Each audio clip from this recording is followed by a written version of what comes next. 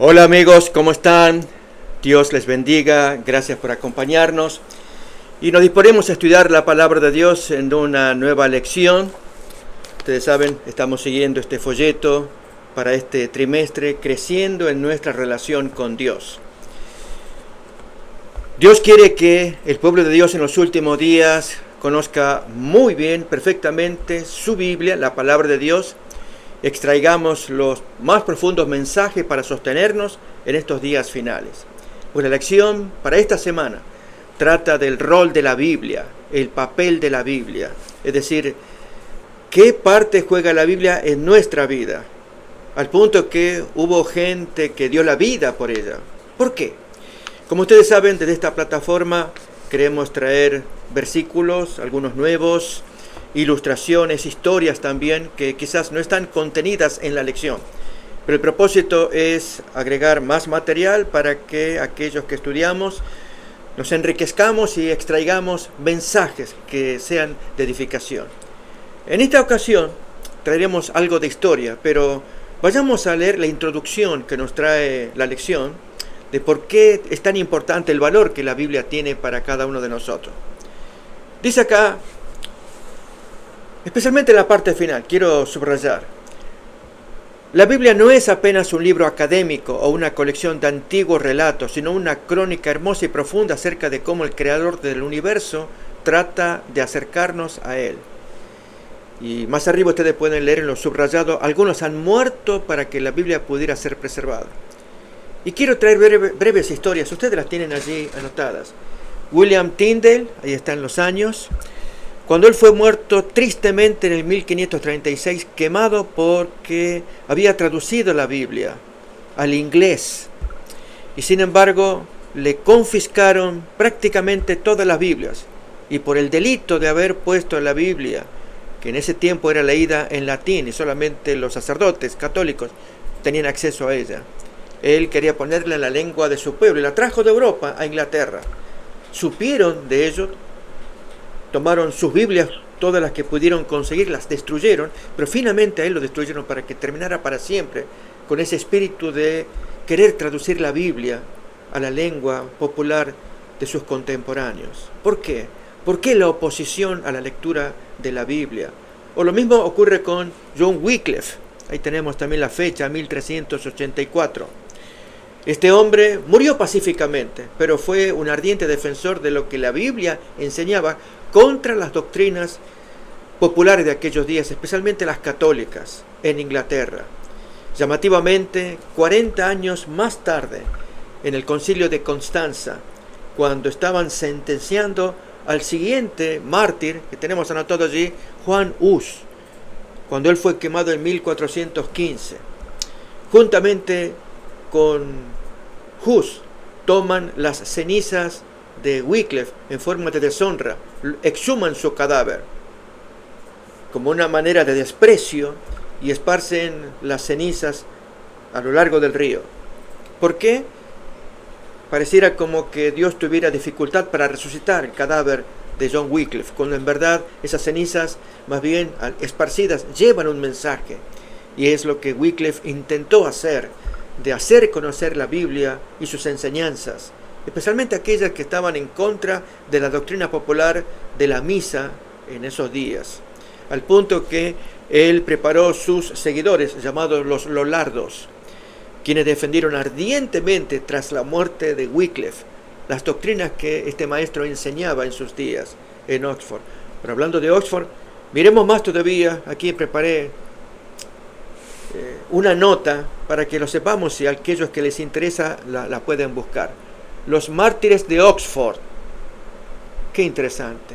3 individuos que fueron quemados también. Allí ustedes pueden leer. Fueron 3 líderes protestantes clave: Thomas Cranmer, Nicholas Ridley y Hugo Latimer, quemados en la hoguera por herejía en Oxford entre 1555 y 1556, ahí están las fechas. Ridley y Latimer lo hicieron el mismo día, octubre 16, mientras que Cranmer, que se retractó al comienzo, pero luego finalmente se reafirmó en la fe, murió el año siguiente. Durante el reinado de la reina María I de Inglaterra, Esta reina complicada, por cierto, fue hija de Enrique IV. Enrique IV se opuso a la doctrina católica porque no le permitían la separación de su esposa, pues quería casarse con una sierva, Ana Bolena, y la hija legítima de Enrique IV, pues le correspondía el reino, pero su papá no se lo permitió, prefería dar el reinado a su amante y luego compañera, Ana Bolena. Finalmente, esta María I de Inglaterra, cuando finalmente toma el trono a la muerte de su padre, restaura el catolicismo en apenas 5 años de su gobierno en Inglaterra. Quema a estos protestantes porque se opusieron a que ella instaure nuevamente la doctrina católica en esos días. Luego de quemar a Cranmer, ella muere 2 años más tarde. Noten acá la nota cómo termina. En el año 1558 ella fallece, quien intentaba restablecer el catolicismo. Estos 3 señores son íconos de la reforma inglesa y la resistencia religiosa. ¿Por qué? Porque defendían la palabra de Dios. Hoy nuestro tema, queridos amigos, es ¿qué papel juega la Biblia en un creyente?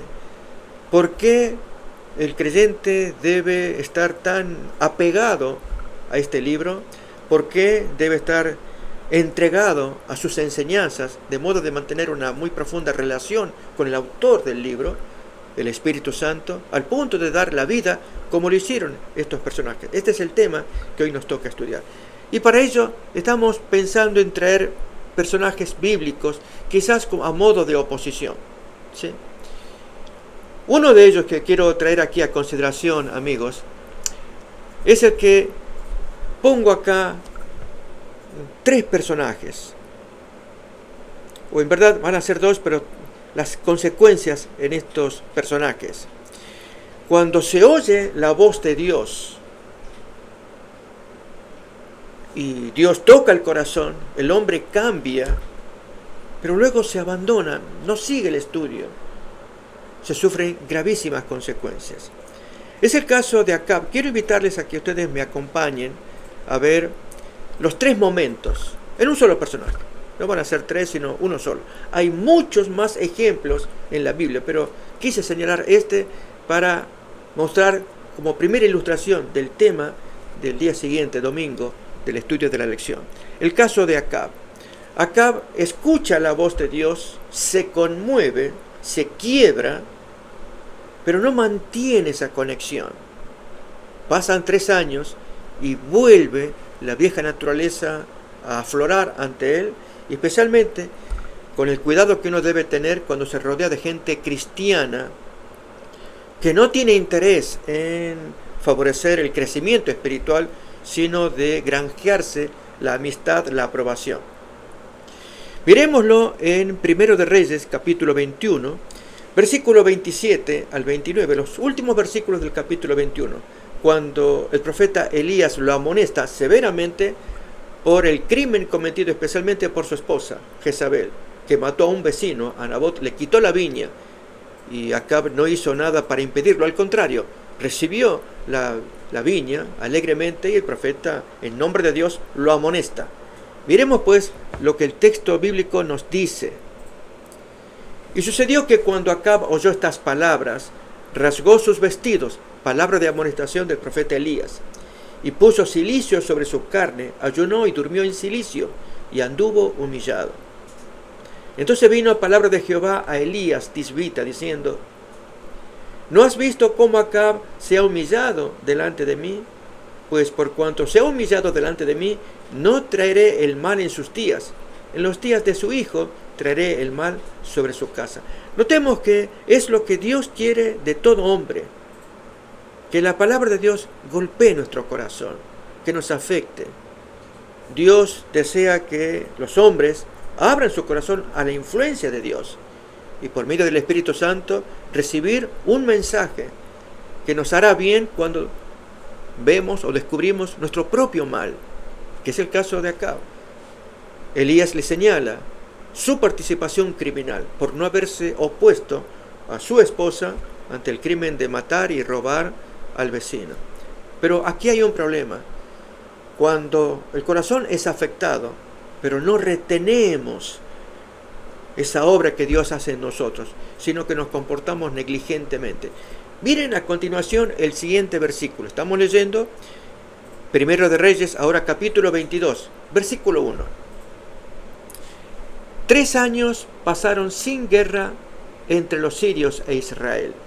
En esos 3 años era el tiempo en que él podía haber desarrollado más fe en el Señor, una experiencia de acercamiento. No, en un momento sí lo tuvo y se olvidó. Luego vienen las consecuencias.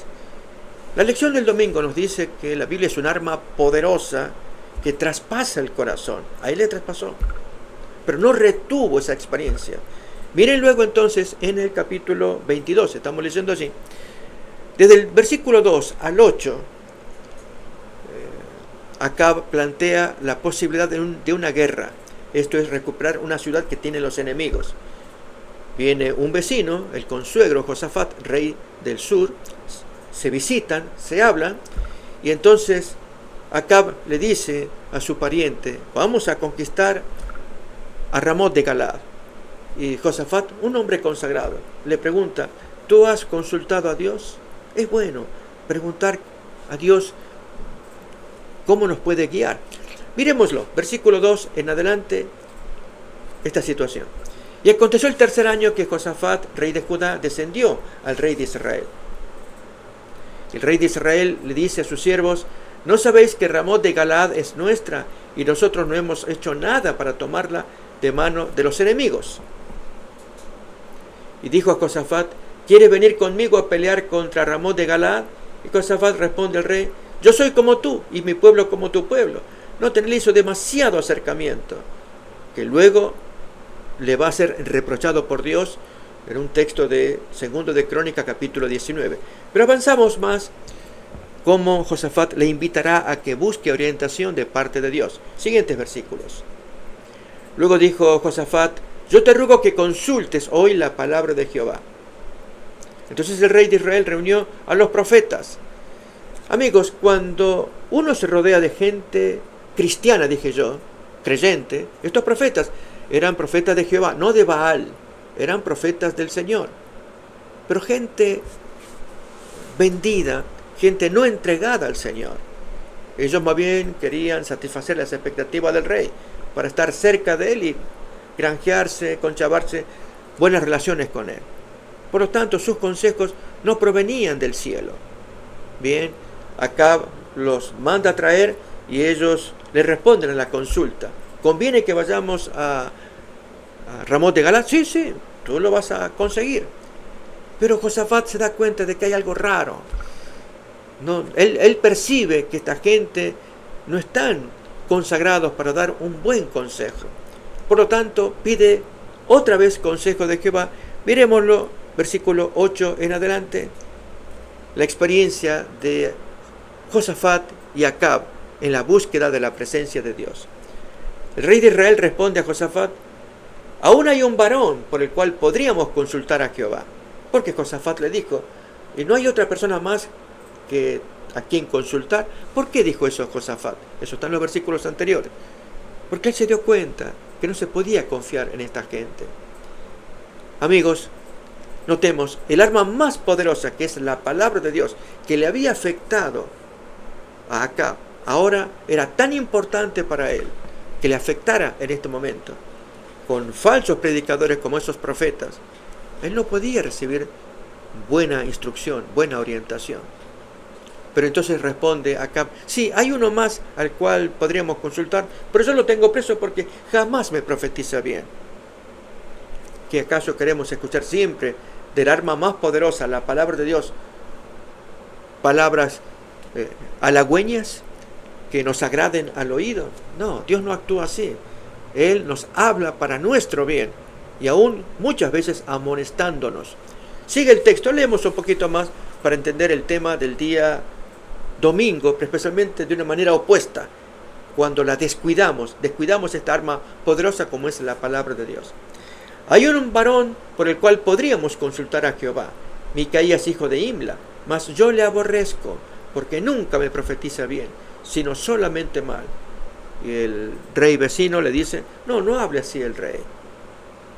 Bien, miremos ahora desde el versículo 10 en adelante, cuando se lo hace llamar a Micaías hijo de Imla. El rey de Israel y Josafat, rey de Judá, estaban sentados cada uno en su silla, vestidos de sus ropas reales en la plaza junto a la entrada de la puerta de Samaria, y todos los profetas profetizaban delante de ellos. Amigos, esta es una escena sumamente importante. Se está buscando palabra de Dios. Acab quiere saber, por consejo de su consuegro. Consulta a Dios en la guerra que quieres hacer. Está bien, que vengan estos profetas, oradores, voceros de Dios. Amigos, hoy estamos necesitando que Dios nos hable. Pero ¿dónde vamos a escuchar palabra de Dios? Es un arma poderosa del Señor para nosotros, pero tenemos que estar dispuestos a abrirla, a escucharla, a ser corregidos por ella, y no meramente recibir mensajes halagüeños que nos agraden a los sentidos. ¿No está eso pasando en nuestros días con los predicadores? Cuando se predica de asuntos como la teología de la prosperidad, un ejemplo. Cuando en las predicaciones se traen chistes, bromas, risas. Cuando no se señala el pecado. Cuando no se dice al oyente que necesita transformar su vida. Humillarse ante Dios. Es un arma poderosa que traspasa el corazón. Pero en lugar de ello, predicadoras predican de cómo conseguir diezmos, cómo prosperar, cómo hacer fructífera nuestra vida, incluso entregando dinero a ellos. No, amigos. Dios no puede moverse con gente que buscan sus intereses carnales. La Biblia no fue diseñada para eso. Es voz autoritativa de Dios, el arma del Señor que traspasa nuestro corazón. Bien, se reúnen los profetas, todos hablan a favor, todos. Pero finalmente, cuando viene Micaías, hijo de Imla, es muy interesante este detalle, amigos. Yo voy a invitar a que leamos cuando él es introducido, porque todos hablan a favor, que el rey Acab va a ganar la guerra. Pero Micaías, hijo de Imla, habla de una manera sarcástica, porque es lo que el rey quiere escuchar. Ok, ahí te va, tú también. Pero Acab se da cuenta inmediatamente. Miremos el texto. Estamos en 1 de Reyes, capítulo 22. Micaías responde, vive Jehová, que lo que Jehová me hablare, eso diré. Le dice al guardia que lo saca de prisión y le dice, habla como el rey quiere escuchar.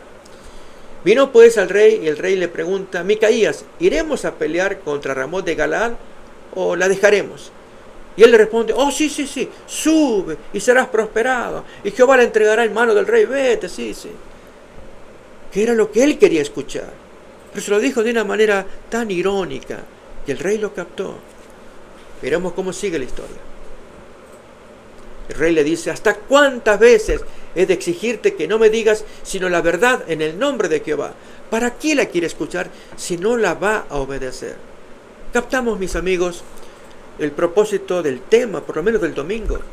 Arma poderosa de Dios para afectar nuestras vidas, si es que estamos dispuestos a escucharla, si es que estamos dispuestos a cambiar nuestra vida, a aceptar sus amonestaciones, a modificar lo que sea necesario modificar, o solamente queremos escuchar historias que nos entretengan, que nos alegren, que incluso a veces que nos ayuden en nuestra fe, y está bonito, pero que no requiera sacrificios. ¿Cuánta gente hay que cuando se dirige a Dios lo hace de esa manera? Señor, ayúdame, sálvame de este problema de salud que tengo. Tengo cirrosis aquí, el médico me ha decretado, pero no quiero soltar la botella de vino. No, amigo, no podemos trabajar así. ¿Sí? O el enfisema. Señor, acabo de descubrir que tengo enfisema y no queremos soltar el cigarrillo. Son ejemplos simples, pero es para que reaccionemos. Dios quiere que con su arma poderosa, que es su Biblia, el hombre quiera cambiar. Vamos a leer más textos, pero antes, en este contexto, invito a que busquemos Hebreos capítulo 4, versículo 12. Está en la lección. Y cuánta profundidad tiene lo que el versículo dice allí. Cómo el Señor quiere afectar nuestros corazones. Porque la palabra de Dios es viva y eficaz, y más cortante que toda espada de doble filo, y penetra hasta partir el alma y el espíritu, las coyunturas, los tuétanos, y discierne los pensamientos y las intenciones del corazón. Notemos que la Biblia penetra todo el alma, de modo entonces que Dios puede, mediante su palabra, los textos de la Sagrada Biblia, penetrar en el corazón para sacar lo que hay adentro y que nosotros necesitamos saber. Miremos entonces cómo ahora que Acab le está pidiendo a Micaías, en el nombre de Dios te digo que me digas. Y Micaías se lo va a decir y este rey lo desafía. Entonces, ¿para qué invoca a Dios? ¿Qué es lo que quiere escuchar de Dios? Bien, eso es lo que buscas, Dios te lo dice, vete a la guerra, así te mueres. Miremos. Entonces responde Micaías: yo vi a todo Israel esparcido por los montes, como ovejas que no tienen pastor. Y Jehová dijo: estos no tienen señor, vuélvase cada uno a su casa en paz. Y el rey de Israel dice a Josafat: ¿no te lo había yo dicho? Ninguna cosa buena profetizará él acerca de mí, sino siempre solamente el mal. Entonces ahora sí va a explicar, ya que quería una explicación clara, ahora con detalles Micaías se la va a dar. Oye pues palabra de Jehová. Yo vi a Jehová sentado en su trono, y todo el ejército de los cielos estaba junto a él, a su derecha y a su izquierda. Esa es la visión que Dios me dio. Yo te la resumí, pero quieres saber detalles, te las doy. Y Jehová dijo: ¿quién inducirá a Acab para que suba y caiga en Ramot de Galaad? Y un espíritu, un ángel, decía de una manera, el otro decía de otra manera. Y salió un espíritu y se puso delante de Jehová y dijo: yo lo voy a inducir. Y Jehová pregunta: ¿y de qué manera? ¿Qué es lo que vas a hacer tú? Y él responde, amigos, como exactamente se estaban produciendo los hechos, ya que conocía a Acab: yo saldré y seré espíritu de mentira en la boca de todos sus profetas. Esto significa, voy a inducir a sus profetas que le mientan. Esto nos hace acordar una experiencia que cuenta Daniel capítulo 10. Ciro estaba siendo atacado por un mal espíritu y el ángel Gabriel vino para luchar contra ello, para retener de Ciro su mandato de la repatriación que había dado poco antes a favor de los judíos, pero desde la tierra de los judíos venían muy malos y mentirosos informes de los enemigos, y Ciro estaba confundido. Y el enemigo de las almas, Satanás, pues estaba agitando la mente de Ciro. Y Gabriel vino por 3 semanas luchando contra ese demonio. Todo esto es Daniel 10. Y mientras tanto Daniel oraba, 3 semanas de ayuno. Muy bonita historia. Y así también 3 semanas, 21 días de guerra, de conflicto entre el ángel del Señor, Gabriel, y el ángel maligno. En el caso del espíritu que cuenta, le propone el plan a Dios, es: yo seré espíritu en la boca de sus profetas, no le voy a impedir, no voy a pelear a favor de los profetas, sino dejar. ¿Ustedes se imaginan al ángel Gabriel dejando que Satanás domine completamente la mente de Ciro? Bien, esto es lo que hace este espíritu de parte de Jehová. Ya no lidiar más con los ángeles malignos. Entonces, él va a ser un espíritu en la boca de mentira de sus falsos profetas. ¿Y qué dijo Dios? Leemos el texto. Tú lo vas a lograr. Y él dijo: lo inducirás y lo conseguirás. Ve, hazlo así. ¿Por qué? Porque Dios y ese espíritu sabían bien que a Acab le gustaba escuchar alabanzas. Sigue un poquito más, terminamos esta historia, para reafirmar lo que es la autoridad de la palabra. Dios habla, el hombre tiene que abrir su corazón para escuchar y dejarse influir por la palabra de Dios. Miramos cómo termina. Y ahora he aquí, Jehová ha puesto espíritu de mentira en la boca de todos tus profetas, y Jehová ha decretado el mal acerca de ti. Entonces se acercó Sedequías, hijo de Kenana, uno de los falsos profetas, golpeó a Micaías en la mejilla, diciendo: ¿por dónde se fue de mí el espíritu de Jehová para hablarte a ti? Noten que invoca el espíritu de Jehová, no el espíritu de Baal. Por eso decimos que son profetas del Señor. Pero noten con este comportamiento qué clase de espíritu del Señor está demostrando a los golpes, a puros golpes en la mejilla. Un hombre carnal. Bien, responde Micaías: tú lo vas a ver. Por el golpe que me diste, ya vas a sufrir las consecuencias. Y aquí tú lo verás en aquel día cuando te irás metiendo de aposento en aposento para esconderte cuando vengan los enemigos. Tú lo vas a saber. Y sigue más la historia que cuenta. Entonces el rey de Israel dijo: toma a Micaías y llévalo a Amón, gobernador de la ciudad, y a Joás, hijo del rey. Y dirás: así ha dicho el rey, echad a éste en la cárcel y mantenedle con pan de angustia y con agua de aflicción, hasta que yo vuelva en paz. Y responde solemnemente Micaías, el profeta del Señor: si llegas a volver en paz, Jehová no ha hablado por mí. Y él, con arrogancia, dice: oigan, pueblos todos. Notemos, amigos, en esta historia ya tenemos, con un ejemplo bíblico, lo que la lección quiere enseñar. Dios quiere que todos nosotros actuemos, no como Acab, sino abriendo nuestro corazón, como Acab lo hizo al comienzo, ¿recuerdan? Cuando Elías le amonestó por el crimen cometido por la esposa, Acab se conmovió. Otra vez, quiero invitarles, amigos, a que reparen este hecho. Fue conmovido, Primero de Reyes, capítulo 21, versículo 27, en adelante, y él debió retener la conversión, retener la convicción. Finalmente él no se convirtió. Primero de Reyes 21, 27, y sucedió que cuando Acab oyó estas palabras de Elías, rasgó sus vestidos y puso cilicio sobre su carne, ayunó y durmió en cilicio, y anduvo humillado, en la forma en como en los versículos anteriores Elías amonestó al rey. Y Dios que dice: entonces vino palabra de Jehová a Elías tisbita, diciendo: ¿no has visto cómo Acab se ha humillado delante de mí? Eso es lo que Dios quería. Bien, mis queridos amigos, así como la Biblia tiene poder para conmover cuando se lo permitimos, Acab se lo permitió, luego dejó de hacerlo. Ahora, una pregunta que nos hacemos, que aparece en el siguiente día: la autoridad de la Biblia. ¿Por qué la palabra de Dios tiene tal autoridad?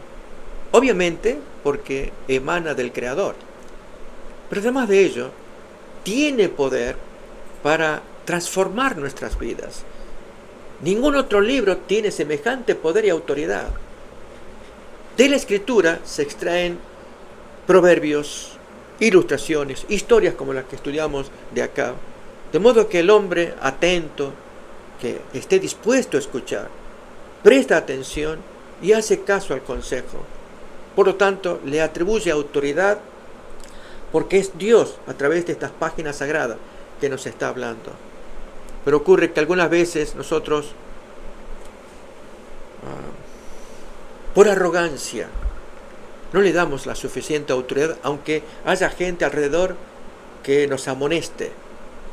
Y entonces tratamos la palabra de Dios como palabra de un ser humano o de alguien a quien no le tributamos respeto.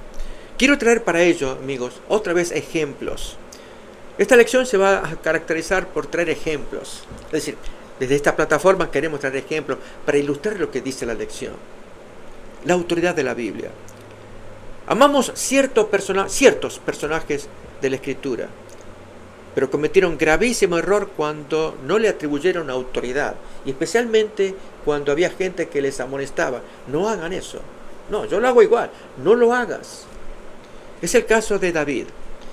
Quiero invitarles a que me acompañen a buscar en primer libro de Crónicas, capítulo 21, los 7 primeros versículos, un ejemplo de arrogancia en el caso de este querido rey, David, que a pesar de la amonestación que le diera Joab, general de su ejército, él siguió adelante, no le dio suficiente autoridad a la palabra de Dios. Pero Satanás se levantó contra Israel e incitó a David a que hiciese censo de Israel. Y dijo David a Joab y a los príncipes del pueblo: id, haced censo de Israel desde Beerseba hasta Dan, e informadme sobre el número de ellos para que yo lo sepa. Y dijo Joab: añada Jehová a su pueblo 100 veces más, rey, señor mío. ¿No son todos estos siervos de mi señor? ¿Para qué procura mi señor esto que será para pecado a Israel? Él no estaba autorizado a hacer un censo, ya que Dios había prometido que no se podían contar. ¿Se acuerdan? Fue la promesa que se le dio a Abraham, capítulo 15 de Génesis, versículo 5, 6, versículo 4 podemos leer, cuando Dios le invita a Abraham que salga afuera y mire las estrellas. Luego vino a él palabra de Jehová diciendo: no te heredará este, sino un hijo tuyo será el que te heredará. Y lo lleva afuera y le dice: mira ahora los cielos y cuenta las estrellas si las puedes contar. Y le dice: así será tu descendencia incontable. No puedes contar las estrellas, tampoco podrás contar tu descendencia. Y creyó a Jehová y le fue contado por justicia. Y este comportamiento tan humilde de Abraham, de creer en la palabra de Dios, tú no vas a poder contar de cómo te voy a prosperar. ¿Por qué ahora David, sin necesidad de hacer un censo, como para una guerra, como Moisés en algún momento tuvo que hacer, como cuenta el libro de Números en los primeros capítulos, contar gente de 20 años arriba que están listos para la guerra? Era orden de Dios. En este caso, como se vivía en paz y tranquilidad, voy a contar, ¿para qué? Para solazarse en su orgullo. Este es el imperio al estilo de Nabucodonosor. Este es el reino que tengo tan próspero, tan grande, tanta gente que están bajo mi cuidado. Para orgullo personal, como pasó con Nabucodonosor. ¿Se acuerdan de aquel texto? ¿No es esta la Babilonia que yo fundé para mi gloria y majestad? ¿Qué inducía a David a hacer el censo? Por eso Joab, que tenía algo de discernimiento a pesar de que era un hombre guerrero, le dice: esto te será para pecado. David no prestó atención, no daba autoridad a Joab ni a la amonestación que eran correctas. Dios no te autoriza. Bien, miremos cómo sigue la historia. Estamos en primer libro de Crónicas, capítulo 21, versículo 4. Mas la orden del rey pudo más que Joab. Salió por tanto Joab y recorrió todo Israel, y volvió a Jerusalén y dio la cuenta del número del pueblo a David. Y había en todo Israel 1.100.000 que sacaban espada. Era lo que él quería saber. Y aun si supiera cuántos guerreros tenía, no tenía él su confianza en Dios, que sin ejércitos o con poco ejército, Dios lo podía librar. Dios quería esa fe de parte de su siervo, de David. Pero David prefería hablar de ejércitos, cuánto él podía tener, para compararse con ejércitos de enemigos vecinos. Sigue más la historia. Y de Judá 470.000 hombres que sacaban espada. Entre estos no fueron contados los levitas ni los hijos de Benjamín, porque la orden del rey era abominable a Jehová. Noten cómo Joab ya interpretaba: esto era abominable. Asimismo, esto desagradó a Dios e hirió a Israel. Bien, la historia sigue, mis amigos. Allí que un profeta se le aparece para decirle que elija qué castigo va a tener por semejante crimen. Y David entonces reconoce que había cometido mal. 3 años de guerra, 3 meses de hambre, 3 días de peste. Elige lo que tú quieras. Dios te lo va a enviar como castigo. Y envió lo que David eligió, caer en las manos de Dios, una peste que mató 70.000 hombres. Habrá discusión de que incluso el mismo David dice: por causa mía estas ovejas de Israel se están perdiendo. Y uno diría: ¿qué culpa tenían los israelitas que murieron? Amigos, No hay ser humano que no tenga culpa cuando llega su tiempo de salir de este mundo. Ya ha colmado la medición de Dios y aún la paciencia en algunos casos. Pero David se sintió culpable por un pecado que él cometió. Pero también podemos hablar de otro caso de arrogancia, de otro siervo de Dios, que no le da el respeto y la autoridad a la Biblia, a pesar de que haya gente que se le opone. Me refiero a Salomón, el hijo de David. En 1 de Reyes, capítulo 11, leemos desde el versículo 4 en adelante, que habiendo cometido falta, esto es, mezclarse con mujeres, la primera, casarse con la hija del faraón, y que le entregan de regalo tantas mujeres, 300 reinas, 700 concubinas, pero ya siendo viejo, el hombre cede a la presión de las mujeres para cometer pecado. Y Dios envía hombres, gente, que le hagan frente a Salomón en pecado. Miremos cómo sigue esta historia. 1 de Reyes, capítulo 11, versículo 4. Y cuando Salomón era ya viejo, sus mujeres inclinaron su corazón tras dioses ajenos, y su corazón no era perfecto con Jehová su Dios, como el corazón de su padre David. Porque Salomón siguió a Astoret, diosa de los sidonios, y a Milcom, ídolo abominable de los amonitas. E hizo Salomón lo malo ante los ojos de Jehová, y no siguió cumplidamente a Jehová como David su padre. Entonces edificó Salomón un lugar alto a Quemos, ídolo abominable de Moab, en el monte que está enfrente de Jerusalén, y a Moloc, ídolo abominable de los hijos de Amón. Y así estuvo edificando estatuas, santuarios para estos ídolos, hasta que Dios va a actuar reprobándolo. Miremos, por ejemplo, en el versículo 14, cuando envía la oposición contra Salomón, pero él no discierne. Y Jehová suscitó un adversario a Salomón, Hadad edomita, de sangre real, el cual estaba en Edom. Lo mismo en el versículo 23, un segundo adversario. Dios también levantó por adversario contra Salomón a Rezón, hijo de Eliada, el cual había huido de su amo Hadad-ezer, rey de Soba. Como también versículo 26, un tercero y final adversario. También Jeroboam, hijo de Nabat, efrateo de Sereda, siervo de Salomón, cuya madre se llamaba Serúa, la cual era viuda, alzó su mano contra el rey. Leemos hasta el versículo 28, porque también con este hombre tenemos problemas. A él se le dan indicaciones, el profeta Agías, y no las hace caso. La causa por la cual éste alzó su mano contra el rey fue esta: Salomón, edificando a Milo, cerró el portillo de la ciudad de David su padre. Y este varón, Jeroboam, era valiente y esforzado. Y viendo Salomón al joven que era hombre activo, le encomendó todo el cargo de la casa de José. No obstante, le hizo frente por los pecados que Salomón estaba llevando adelante. Miremos versículos 40 y 41. Por esto Salomón procuró matar a Jeroboam, pero Jeroboam se levantó y huyó a Egipto, a Sisac, rey de Egipto, y estuvo en Egipto hasta la muerte de Salomón. Los demás hechos de Salomón y todo lo que hizo, su sabiduría, ¿no está escrito en el libro de los hechos de Salomón? ¿Sí? Solamente que a último momento el hombre recapacita y escribe el libro del predicador o Eclesiastés, lo que mostraría que el hombre se convirtió, se arrepintió.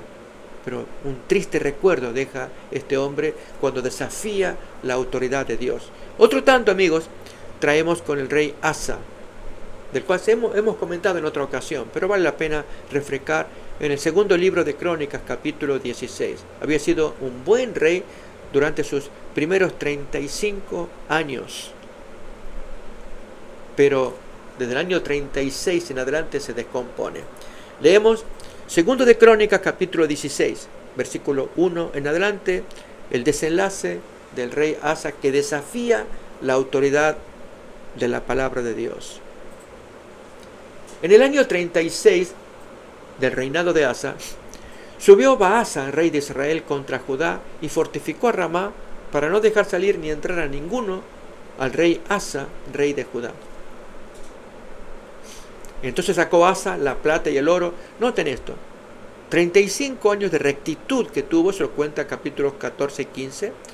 Pero en el año 36 le roba de los tesoros del templo de Jehová.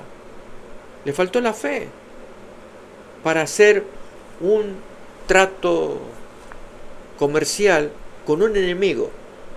Y era pagarle dinero a este rey para que se separe de este otro que intentaba atacar a Asa. Y había que pagarle. ¿De dónde saca plata? De los tesoros del templo del Señor. Miremos cómo sigue esta historia. Sacó Asa la plata y el oro de los tesoros de la casa de Jehová y de la casa real, y envió a Ben-Hadad, rey de Siria, que estaba en Damasco, con estas palabras: haya alianza entre tú y yo, como la hubo entre tu padre y mi padre. Y aquí yo te he enviado plata y oro para que vengas y deshagas la alianza que tienes con Baasa, que era el enemigo, rey de Israel, a fin de que este hombre, este rey, se retire de mí. Y consintió Ben-Hadad con el rey Asa, y envió los capitanes de sus ejércitos contra las ciudades de Israel, y conquistaron Hijón, Dan, Abel-Maim y las ciudades de aprovisionamiento de Neftalí. Oyendo esto, Baasa, el rey de Israel, cesó de reedificar o edificar a Ramá y abandonó su obra.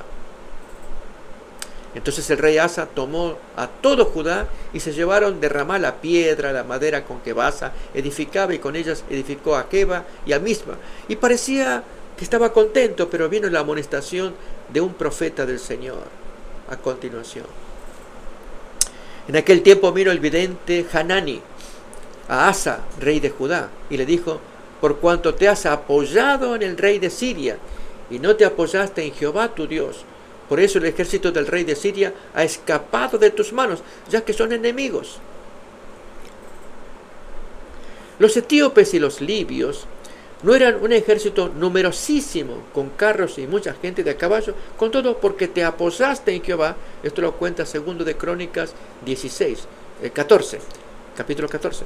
Preciosa experiencia de fe de parte de este rey, que durante 35 años llevó una vida correcta. Este es un ejemplo. Con todo porque te apoyaste en Jehová, Él los entregó en tus manos. Porque los ojos de Jehová contemplan toda la tierra para mostrar su poder a favor de los que tienen corazón perfecto para con Él. Locamente.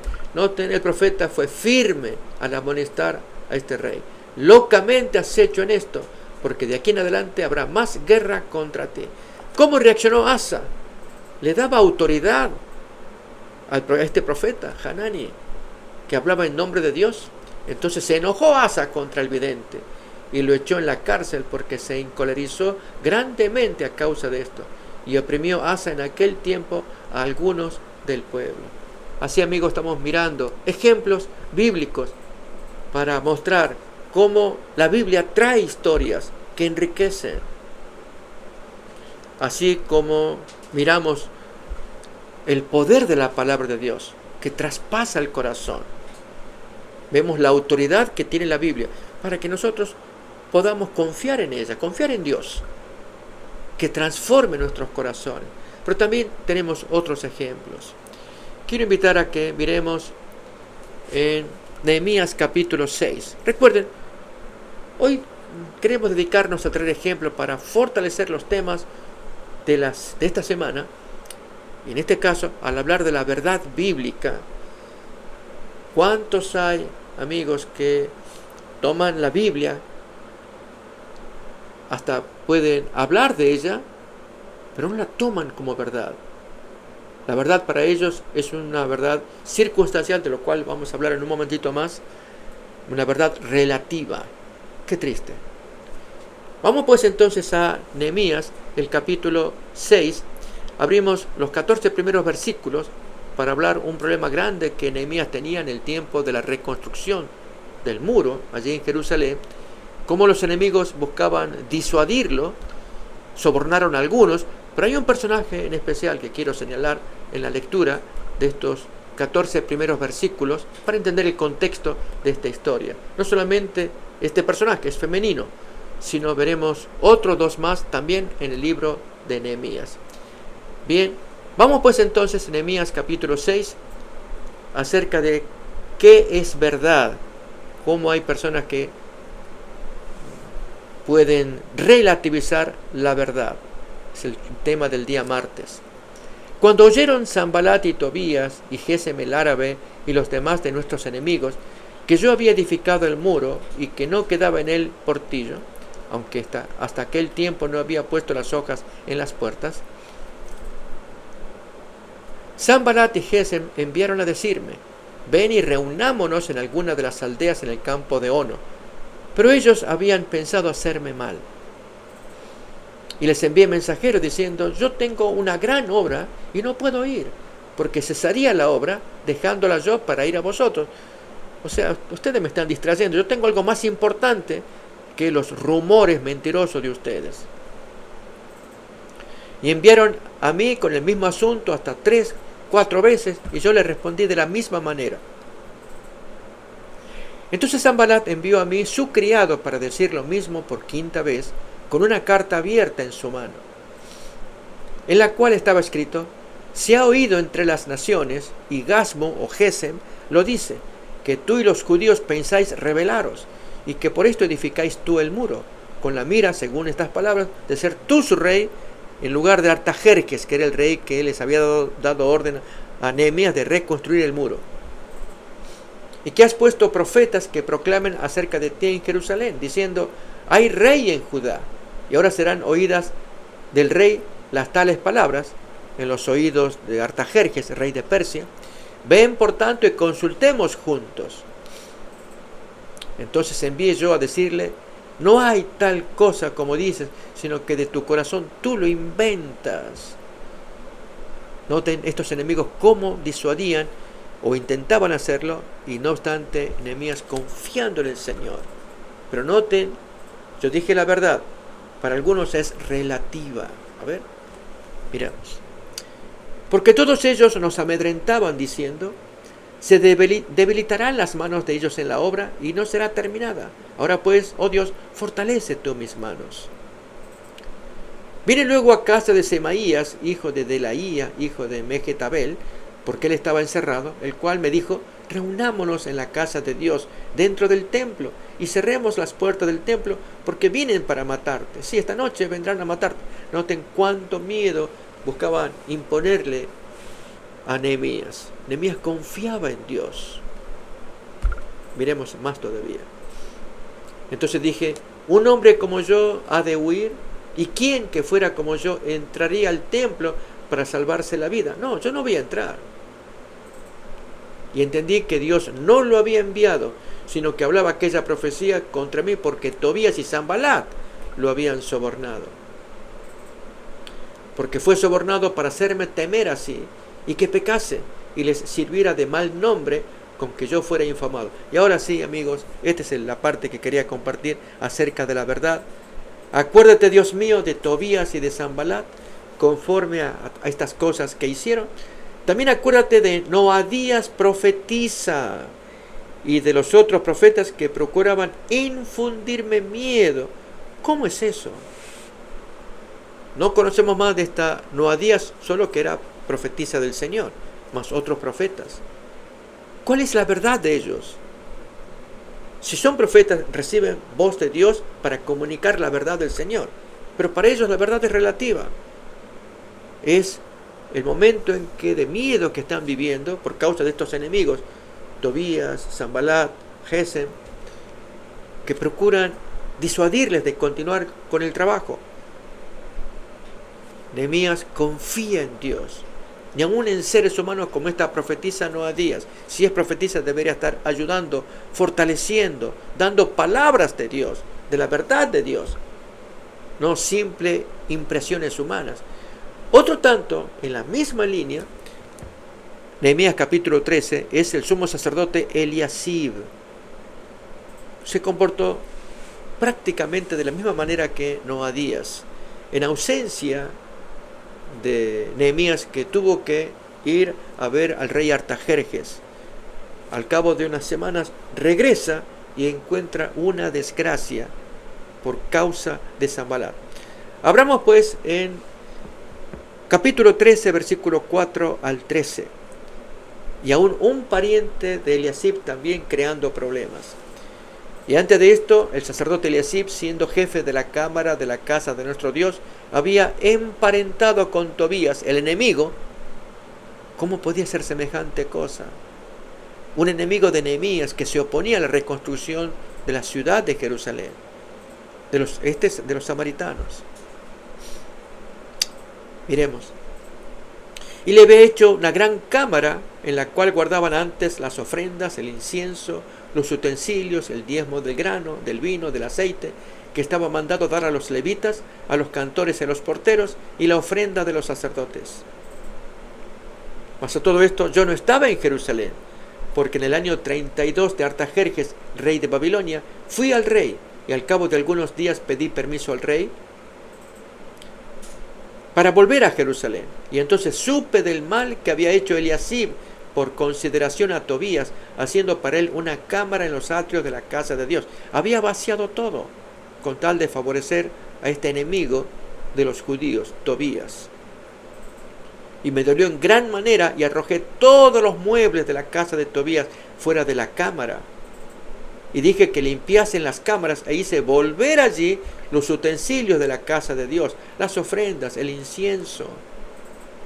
Encontré asimismo que las porciones para los levitas no les habían sido dadas y que los levitas y cantores que hacían el servicio habían huido cada uno a su heredad para buscar cómo sobrevivir. Entonces reprendí a los oficiales y dije, ¿por qué está la casa de Dios abandonada? Y los reuní y los puse en sus puestos. Y todo Judá trajo el diezmo del grano, del vino, del aceite a los almacenes. Lo mismo diríamos del nieto de Eliasib, también sacerdote, casado con una mujer pagana, prohibido por la ley.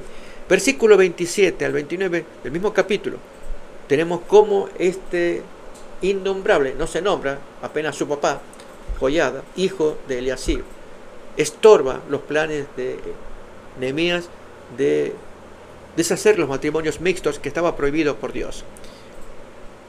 Y obedeceremos a vosotros para cometer todo este mal tan grande de prevaricar contra nuestro Dios tomando mujeres extranjeras. Y uno de los hijos de Joiada, hijo del sumo sacerdote Eliasib, era yerno de Sanbalat Horonita. Por tanto, lo ahuyenté de mí. Al ser yerno, casado con la hija de un pagano, el hombre no quería hacer la separación de matrimonio mixto que cuenta el capítulo 13 de Nehemías. Amigos, al hablar de la verdad relativa, si Dios ordena, pero aquí que lo analizamos en nuestro corazón y decidimos si se aplica o no se aplica. En 1966, José Fletcher publicó un libro que hizo un impacto mundial. Quiero leerles la nota, ustedes me acompañan también. Publicó su influyente libro Ética de la situación, la nueva moralidad, en 1966.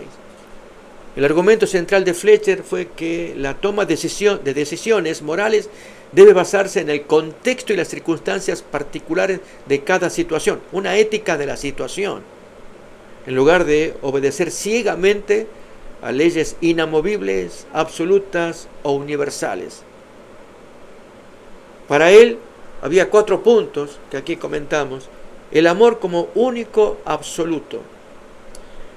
No había verdad absoluta o leyes inamovibles, leyes universales, solamente el amor.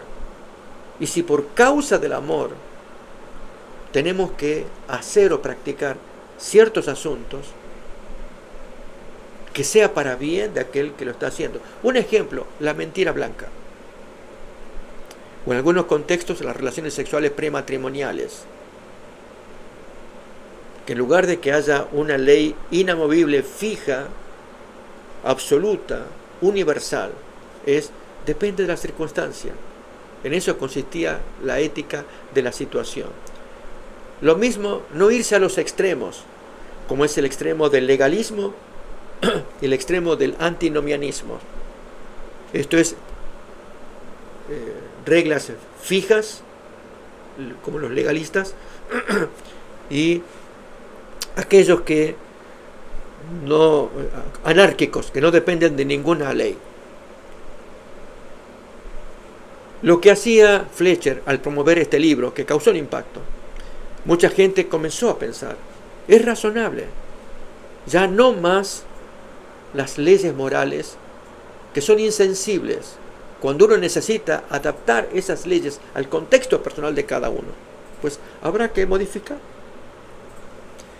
Amigos, hizo daño, y a lo largo de las décadas, hasta el día de hoy, sigue este punto de vista. El hombre decide qué es lo que debe hacer. Un ejemplo muy conocido hoy es el aborto, según las necesidades del cuerpo de la dueña que decide hacerlo, no porque haya una ley de parte de Dios al respecto. Así como esto, mis amigos, esto ha crecido y mucha gente, ahí tenemos el autor, José Fletcher, Ética de la situación. El amor es lo único, absoluto, como él lo trae. En el día siguiente, miércoles, acerca de los requerimientos bíblicos, amigos, nuevamente traemos ejemplos. Y es que el Señor pone sí condicionales. Si tú obedeces, vas a ver cómo te prosperas. Yo te prospero. Si tú desobedeces, recibe los castigos. Dios requiere del hombre obediencia. Quiero traer como ejemplo, hay varios ejemplos bíblicos, pero vamos a traer algunos. El caso de Jeroboam. Primer libro de Reyes, capítulo 11. Ya hablamos de Jeroboam. Este fue un varón joven y esforzado que fue enemigo de Salomón. Salomón lo quiso matar, pero la muerte de Salomón se le hizo saber a Jeroboam en Egipto. Él estaba exiliado allá, que podía regresar. Y al regresar, un hombre activo, no obstante, el profeta Ahías lo encuentra y dialogan. Y allí le hace saber que él iba a heredar 10 tribus para colaborar con Dios mientras Dios castigaba el pecado de Salomón en la persona del hijo Roboam. Leamos pues, primer libro de Samuel, primer libro de Reyes, capítulo 11, versículo 26 en adelante. También Jeroboam, hijo de Nabat, efrateo de Sereda, siervo de Salomón, cuya madre se llamaba Serúa, la cual era viuda, alzó su mano contra el rey. Ahora pasamos al versículo 26 del mismo capítulo 11 para leer más detalles de cómo este hombre no aplicó los requerimientos bíblicos en su corazón. Versículo 27.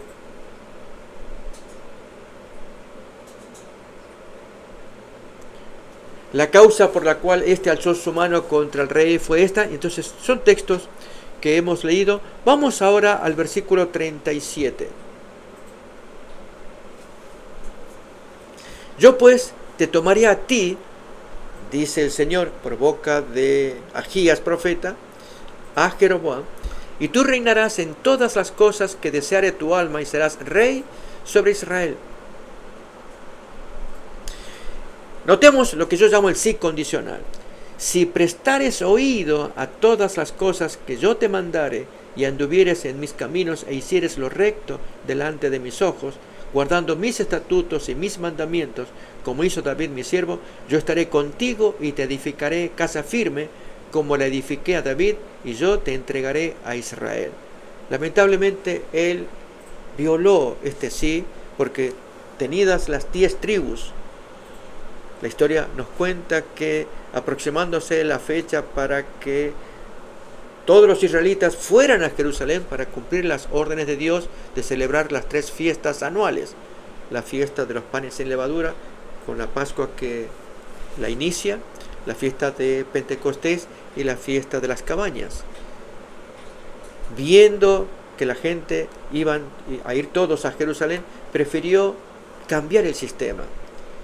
Conocía la verdad, conocía la ley de Moisés, y por lo tanto inventó un nuevo sistema de culto para que la gente no necesitara viajar a Jerusalén. ¿Cuál fue? creó el octavo mes en lugar del séptimo. En el octavo, allí podían celebrar la fiesta de las trompetas, el Yom Kippur y la fiesta de las cabañas, violando absolutamente los mandatos de Dios. Leamos, aunque sean unos 2 ejemplos. Capítulo 12, primero de Reyes, capítulo 12, versículos 32 y 33. Entonces instituyó Jeroboam fiesta solemne en el mes octavo, a los 15 días del mes, conforme a la fiesta solemne que se celebraba en Judá en el séptimo mes, y sacrificó sobre un altar. Así hizo en Betel, ofreciendo sacrificios a los becerros que había hecho. Ordenó también en Betel sacerdotes para los lugares altos que él había fabricado. Sacrificó pues sobre el altar que él había hecho en Betel a los 15 días del mes octavo, el mes que él había inventado de su propio corazón. E hizo fiesta a los hijos de Israel y subió al altar para quemar incienso. Así, mis amigos, tenemos una lección preciosa que nos da ejemplos. En esta ocasión, esta presentación se caracterizó por presentar ejemplos opuestos, para ver la fuerza de los textos bíblicos. Pero especialmente, amigos, quizás esta última parte es la que quiero mencionar. ¿Cuál va a ser nuestra actitud frente a la palabra de Dios?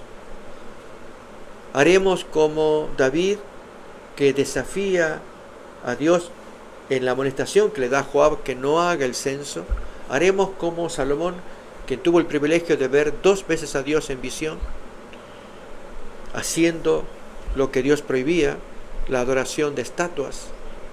¿Haremos como Jeroboam, desafiar a Dios inventando una forma de culto prohibida por el Señor? O quizás una de las cosas más graves, y tiene que ver con la presentación del día jueves, y esta es nuestra última parte, la actitud de Joacim. Jeremías capítulo 36, cuando Dios le ordena a Jeremías que escriba un rollo, Baruch, el secretario, lo escribe de boca de Jeremías, y luego Jeremías le ordena a Baruch: vete a leerlo, esto dice el Señor. Porque Jeremías le tenía prohibido visitar la casa del Señor. Cosa terrible. Cuando Baruch lo lee en el templo, principales allí oyen y ven que el mensaje es muy severo. Y dicen: esto hay que hacerlo saber al rey Joacim. Y mientras tanto le aconsejan a Baruch y a Jeremías que se escondan, porque quién sabe la reacción del rey Joacim. Efectivamente, llevan el mensaje a Joacim. Jeremías 36. El texto cuenta que era invierno y había un brasero para calentarse. Y apenas leen unas pocas líneas cuando Joacim toma un cortaplumas, comienza a cortar las hojas y las echa en el brasero. El desprecio a la palabra de Dios. Mis amigos, Dios quiere que abramos nuestro corazón para que la palabra de Dios entre a nuestra alma. Como dijera Jeremías capítulo 20, tus palabras fueron halladas y yo las comí, eran dulces en mi boca. Cuando oímos la voz de Dios y la obedecemos, Dios hace que el mensaje sea dulce, porque entramos en armonía con el Creador. ¿Queremos hacerlo? Esa es la invitación para ustedes, para mí, de que tomemos la Biblia como el poder de Dios, con toda la autoridad que tiene, con toda la verdad que revela, pero especialmente que pide una actitud de nuestro corazón, que abramos el alma y nos entreguemos para que la espada traspase todo lo que hay en el alma y desaloje el pecado, que es lo que nos separa de Dios. Amigos, deseamos que Dios les bendiga en el estudio de esta semana y que estas ilustraciones puedan de alguna forma ayudar a entender mejor el tema para esta semana. Que Dios les bendiga. Amén.